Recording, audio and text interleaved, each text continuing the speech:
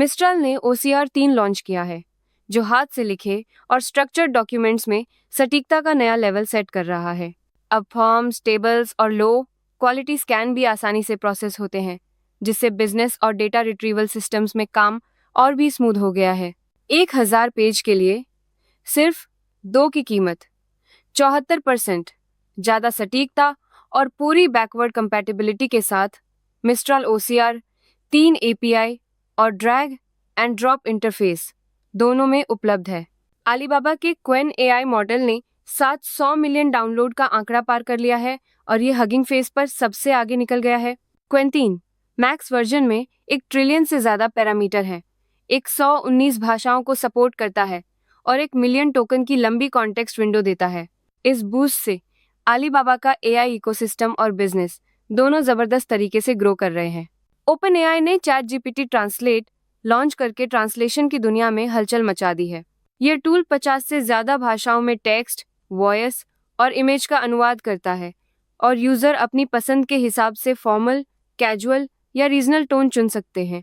Google translate के मुकाबले ChatGPT translate user को ज़्यादा कंट्रोल और कॉन्टेक्स्ट समझने की सुविधा देता है, जिससे स्टूडेंट्स, ट्रैवलर्स और प्रोफेशनल्स को ज़बरदस्त फ़ायदा मिल सकता है। अब सोचो, एक ही चैट में खाना ऑर्डर करना और ट्रैवल बुकिंग। अलीबाबा के क्वेन AI ने ये मुमकिन कर दिखाया है। क्वेन AI का नया अपडेट ताओबाओ, अलीपे और फ्लिगी जैसे अलीबाबा प्लेटफॉर्म्स को जोड़ता है, जिससे यूज़र चैट इंटरफेस में ही ऑर्डर, पेमेंट और ट्रैवल प्लानिंग कर सकते हैं। ये फीचर चीन में पब्लिक टेस्टिंग में है और क्वेन AI के 100 मिलियन मंथली यूज़र अब बिना ऐप स्विच किए सब कर सकते हैं, जिससे AI एजेंट्स की रेस में अलीबाबा ने बड़ा कदम बढ़ाया है।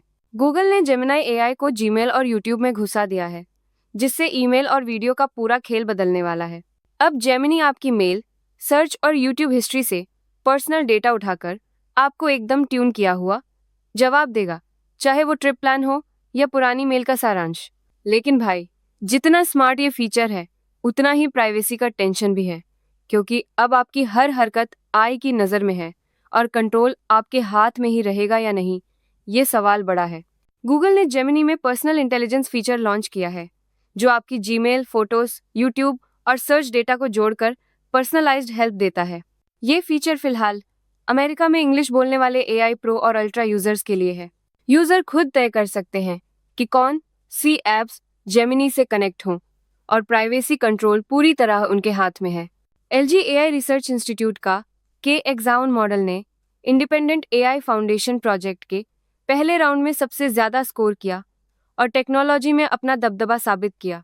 इस प्रोजेक्ट का मकसद ग्लोबल AI मॉडल्स पर निर्भरता कम करना और कोरिया को AI में अगला पावर हाउस बनाना है। LG ने बेंचमार्क, एक्सपर्ट और यूजर इवैल्यूएशन में टॉप किया, जिससे कोरियन AI इंडस्ट्री को ग्लोबल लीडरशिप की ओर धकेलने का रास्ता खुल गया। ग्रोक के स्पाइसी मोड ने इंटरनेट पर महिलाओं और बच्चों की अश्लील इमेज बनाकर बवाल मचा दिया है। अब XAI ने टेक्निकल ब्लॉक लगा दिया है। गैरकानूनी जगहों पर कोई भी यूजर असली लोगों की इमेज को बिकिनी या अंडरवियर में एडिट नहीं कर सकता। ये रूल सब पर लागू है, चाहे पेड सब्सक्राइबर हो या फ्री वाले, ताकि गैरकानूनी यूज पर पूरी तरह लगाम लग सके। कैलिफोर्निया की जांच और UK की धमकी के बाद ग्रॉक ने X पर रियल लोगों की बिकिनी या अंडरवियर वाली इमेज जनरेट करने पर रोक लगा दी है। अब X पर सभी यूजर्स, चाहे सब्सक्राइबर हो या नहीं, ग्रॉक के जरिए ऐसे इमेज नहीं बना सकते। ये कदम यूजर्स को सेक्सुअलाइज्ड डीपफेक्स से बचाने के लिए लिया गया है। इंडोनेशिया और मलेशिया में पहले ही ग्रॉक ब्लॉक हो चुका है और एप्पल ऐप स्टोर से हटाने की भी मांग उठी है। जनरेटिव AI के आने के बाद स्टैक ओवरफ्लो पर सवाल पूछने वालों की संख्या में जबरदस्त गिरावट आई है। जनवरी 2025 में जहां हर महीने 21 शून्य से ज़्यादा सवाल पूछे जाते थे, दिसंबर तक ये आंकड़ा घटकर सिर्फ 607 रह गया। अब स्टैक ओवरफ्लो ने ओपन AI के साथ मिलकर AI असिस्ट फीचर लॉन्च किया है, जिससे प्लेटफॉर्म की भविष्य की दिशा पर सवाल उठ रहे हैं। कल्पना करो, अगर आसमान में 2 लाख सैटेलाइट्स घूमने लगे तो क्या होगा?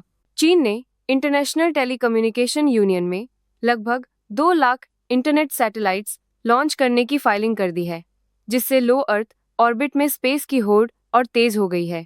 ये कदम स्पेसएक्स के स्टारलिंक नेटवर्क को चुनौती देने के साथ साथ ग्लोबल इंटरनेट कनेक्टिविटी और जियोपॉलिटिक्स की तस्वीर बदल सकता है। ZAI ने पहली बार पूरी तरह हुआवे प्रोसेसर पर ट्रेन किया गया open source AI image generation model जारी किया, जिससे एनवीडिया के चिप्स पर निर्भरता को सीधा चैलेंज मिला है।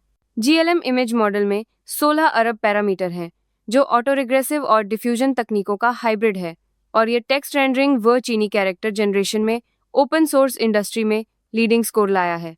चीन में एनवीडिया हदो 100 चिप्स पर बैन के बीच ZAI का यह कदम दिखाता है कि घरेलू हार्डवेयर से भी ग्लोबल लेवल AI सिस्टम बन सकते हैं।